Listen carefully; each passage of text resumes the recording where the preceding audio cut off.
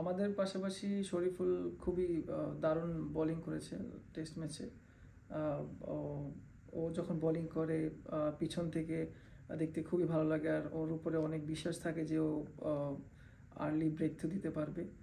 আর আমরা ওকে সবসময় এনকারেজ করি বা ওর সাথে থাকি, সবসময় ওকে মানে করে থাকি, মানে চেষ্টা করি যে আমরা সবাই একসাথে থাকি, মিলেমিশে একটা এনভায়রনমেন্ট তৈরি করি যে আমরা তিনজন আছি টিমে, যখন যে কোনো সময় আমরা যেটা প্রয়োজন টিমের একটা ব্রেক থ্রু দিতে পারবো। তো সেই দিকেই সবসময় ফোকাস রাখি। তো আমাদের বিশ্বাস ছিল যে যেহেতু পঞ্চম দিন উইকেটও টার্ন ছিল, তো সাকিব ভাই আর মিরাজ ভাই খুবই গুরুত্বপূর্ণ স্পেল করেছে তখন। সবাই বিশ্বাস ছিল যে আমরা স্পিনে ওদেরকে আটকাতে পারবো। তো ওই হিসাবে ওনারা উইকেটগুলো নিয়েছেন এবং আমরা ওদেরকে অল আউট করতে পারছিলাম সেকেন্ড সেশনে। তো খুবই ভালো একটা মুহূর্ত কাটিয়েছি আমরা মাঠে ওই দিন সবাই। আমরা ফাস্ট বোলারে যখন দিনের শুরুতে উইকেট বের করে দিই, এরপরে তারপরে স্পিনাররা যখন অ্যাটাক করে সাকিব ভাই, মিরাজ ভাই, তখন আমরা সবাই ওনাদের উপরে ট্রাস্ট করতেছিলাম, যে বিশ্বাস ছিল আমাদের যে ওনারা উইকেট বের করে। আমার কাছে মনে হয় আমরা যে প্র্যাকটিসগুলো করেছি ম্যাচের আগে, আমরা ফাস্ট বোলার যারা ছিলাম, তো সবাই তার তার বেস্টটাই চেষ্টা করেছে প্র্যাকটিসে। ওরা সবাই অনেক মানে বোলিং করেছে, ব্যাটসম্যানদেরকে ভালো জায়গায় বল করার চেষ্টা করেছে। সো ওইটার ইম্প্যাক্টটাই অ্যাকচুয়ালি ম্যাচে পড়েছে। দেখা গেছে যে আমরা দুই পাশ থেকে আমি শরীফুল বোলিং করতেছি, এরপরে রানা আসলো। তো আমাদের একটা জুটি বোলিং ছিল দুজনেরই। তো ওর একটা বিষয় ছিল যে ও ব্যাটসম্যানকে অনেক টাফ টাইম দিয়েছে। সো এইটা একটা ইম্পর্টেন্ট ওর জন্য, যে ও আমাদেরকেও হেল্প করছে অ্যাজ ওয়েল, যে টিমের জন্য ওর অনেক ইয়ে ছিল, অবদান ছিল। আমি মনে করি যে ইন্টারন্যাশনাল ক্রিকেটের প্রেশারটাই ডিফারেন্ট। তো ওই হিসাবে ওকে যখন আমি দেখছিলাম যে ওর বোলিংয়ের এফোর্টটা, তো আমি মনে করি যে ও খুবই তাড়াতাড়ি এটা অ্যাডাপ্ট করে নিচ্ছে ইন্টারন্যাশনাল ক্রিকেটে।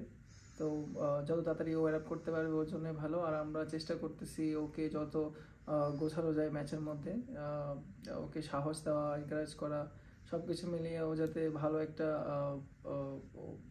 ওভারঅল ভালো বোলিং করতে পারে ম্যাচে। ওইটাই চেষ্টা করি, ওকে ব্যাক আপ করি সবসময়। তো ওর জন্য শুভকামনা।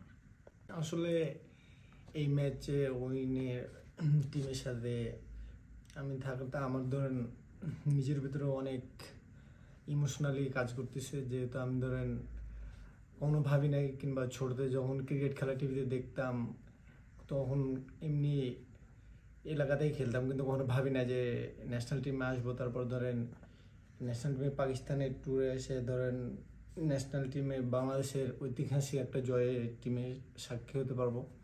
তো মানে এটা বলে বোঝানোর মতো না, অনেক অনেক ইয়া কাজ করে ভিতরে, ইমোশন। উইকেটটা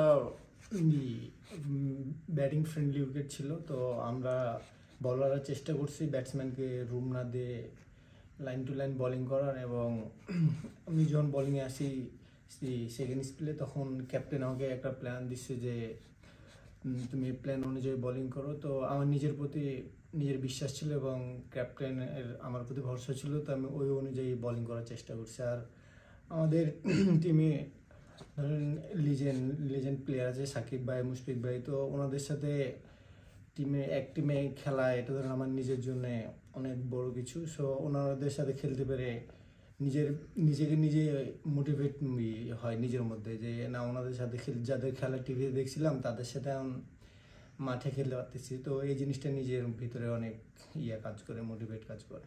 আমি বোলিং আসার আগে শরীফুল ভাই এবং হাসান ভাই দুজন মিলে ভালো পার্টনারশিপ বোলিং করে গেছে। তো তারপর আমার এই ক্যাপ্টেন প্ল্যান দিচ্ছে যে তুমি সামনে সামনে বাউন্সার। তো আমি আগে থেকে পেসারে ছিল ভালো, দুজন বোলিং করে গেছে, তো আমি ওটা ট্রাই করছি বাউন্সার সামনে। তো ব্যাকফুটে থাকতে থাকতে সামনের বলে ড্রাইভ খেলছে, ওই বলে আউট হয়েছে। আলহামদুলিল্লাহ, ভাইয়ের সাথে বোলিং করে অনেক ভালো লাগছে। যখন আমি বোলিং করি, শুরুর দিকে বোলিং করি, তখন একটু ব্যাকফুটে ছিলাম। তো ভাই আর শরীফুল ভাই দুজন মিলে আমাকে অনেক কাম ব্যাক করছে এবং বুঝাইছে যে এই লাইনটাতে বোলিং করো, কিংবা লাইন ঠিক করে বোলিং করো। কিংবা আমি যখন এই একটা স্পেল বোলিংয়ের পর আরেকটা স্পেল আসছিলাম, তখন ওরা দুজন আমার বলতেছিল যে এটা করলে ভালো হয় কিংবা এটা করলে কি হয়, এগুলো নিয়ে অনেক হেল্প করছে মাঠের ভিতরে।